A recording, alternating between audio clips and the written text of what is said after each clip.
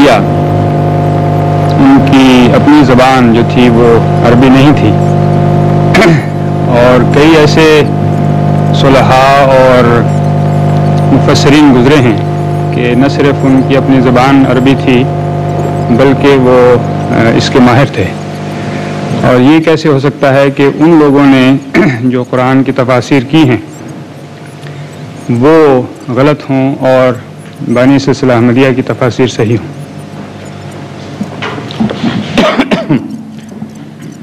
اول تو یہ کہ زبان عربی تو کسی ایک قوم کی ملکیت نہیں ہے. جب قرآن کریم عربی میں نازل ہوا تو ساری دنیا کے لیے قرآن کریم ہے، اس لیے دنیا میں کوئی بھی عربی کا علم حاصل کر کے قرآن کا فہم حاصل کر سکتا ہے، ورنہ تو نعوذ باللہ من ذالک ساری دنیا جو ہے بھاری اکثریت وہ ڈس ایڈوانٹیج پہ ہوگی اور صرف عربوں کی عربی ہی قابل قبول ہوگی. دوسرے یہی عربی زبان جس میں قرآن کریم نازل ہو رہا تھا یہ کفار مکہ کو بھی تو آتی تھی، اور بہت بڑے بڑے ادیب اور شعراء تھے جن کا سکہ چلتا تھا. آج تک مسلمان ادیب مفسرین بھی کوئی ایک بھی ایسا مفسر نہیں جو ان کا حوالہ نہ دیتا ہو قرآن کریم سمجھانے کے لیے، اور ان کی بھاری اکثریت بے بہرا رہ گئی، ان کو نہیں سمجھ آتی تھی قرآن کریم کی. پھر قرآن کریم نے خود قرآن فہمی کے لیے جو شرط مقرر فرمائی ہے اس میں یہ شرط ہے ہی نہیں جو بیان کی جا رہی ہے. قرآن کریم تو فرماتا ہے لا یمسہ الا المطہرون. اس کتاب کو سمجھنے کے لیے اللہ تعالیٰ کی طرف سے عطا کردہ پاکیزگی کی ضرورت ہے. اور لا یمسہ کا اتنا زوردار کلام ہے جس کا مطلب یہ ہے کہ کوئی شخص اس کو چھو بھی نہیں سکتا جب تک خدا مطہر نہ بنا دے، خدا اپنی طرف سے پاک نہ کر دے. اور چھونے کا جہاں تک تعلق ہے وہ تو عربی ہو یا عجمی ہو گلے سے لگائے پھرتے ہیں، حمائل بنا کے گلے میں لٹکاتے ہیں، قسموں کے لیے اٹھاتے ہیں، چھو تو رہے ہیں. مطلب یہ مضامین کو لمس بھی نہیں کر سکتا، مضامین تک پہنچ ہی نہیں سکتا جب تک اللہ تعالیٰ کی طرف سے سچی پاکیزگی عطا نہ ہو.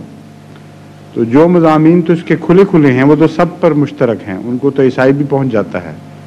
مراد یہ ہے اس کلام کا عرفان خدا کی طرف سے خالص عطا کے بغیر نصیب نہیں ہو سکتا، اور اس کے لیے نہ عربی کی شرط نہ عجمی کی شرط. پھر مسلمان چوٹی کے علماء اور مفسرین تو وہ گزرے ہیں جو عجمی تھے.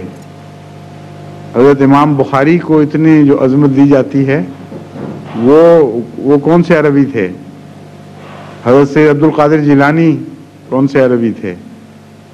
اور بہت بڑے بڑے چوٹی کے مسلمان بزرگ گزرے ہیں. بلکہ بعض لوگوں کا خیال ہے کہ جو ایران میں پیدا ہونے والے مسلمان بزرگ ہیں جو خدمت دین کرنے والے، ان کا پلہ بھاری ہے. بہت بڑے عظیم الشان علماء پیدا ہوئے ہیں غیر عرب اسلامی دنیا میں، اور وہ سلسلہ جاری ہے ابھی بھی. اس لیے یہ تو محض ایک نفس کا بہانہ ہے. پھر ایک اور بحث یہ چل پڑے گی کہ وہ جو مفسرین ہیں عربی ان میں سے غیر عرب کتنے ہیں، ان کو پتہ ہی نہیں شاید سوال کرنے والے کو. ان کی تفسیر کو کون سا مقام دیں گے جو پہلے غیر عرب مفسرین گزر چکے ہیں. اور پھر حضرت مسیح موعود علیہ السلام نے جو لکھا ہے اس کی پہچان تو موازنے سے ہوگی. اصل میں جو شخص بھی حقیقت حال کو پہنچنا چاہتا ہے اس کو چاہیے کہ جو تفسیر حضرت مسیح موعود علیہ السلام کی ہے اس کو سامنے رکھے، پرانے مفسرین کی تفاسیر کو یا نئے مفسرین کی تفاسیر کو سامنے رکھے. جہاں جہاں اختلاف ہے وہاں اللہ تعالیٰ سے دعا کر کے موازنہ کرے تو اس کو حقیقت مل جائے گی. زمین آسمان کا فرق ہے تفسیروں میں. بہت سے ایسے معاملات ہیں جو نئے زمانے کے لیے نئے سرے سے حل کرنے ضروری تھے، کیونکہ اسلام پر اعتراض نئی قسم کے علوم سے پیدا ہونے شروع ہوئے، لوگوں کے رجحانات بدل گئے، معاشرہ بدل گیا، سائنس نے دین تبدیلیاں پیدا کر دیں. ان امور کے متعلق تو بہرحال آج کی دنیا میں ہی کوئی مفسر پیدا ہونا چاہیے تھا. اور اس دور میں حضرت مسیح موعود علیہ السلام نے جو روشنی ڈالی ہے وہ آپ کے سوا سارے مفسرین کو مل کر بھی توفیق نہیں ملی کہ ان چیزوں کی طرف اس طرح اشارے کرتے اور سمجھاتے. الاشار اتلت، اونٹنیاں بیکار کر دی جائیں گی. یہ جو سورہ مرسلات میں جو پیشگوئیاں ہیں ساری حضرت مسیح علیہ السلام نے آ کے کھولیں. اسی طرح جی سورہ تکویر میں، ٹھیک ہے.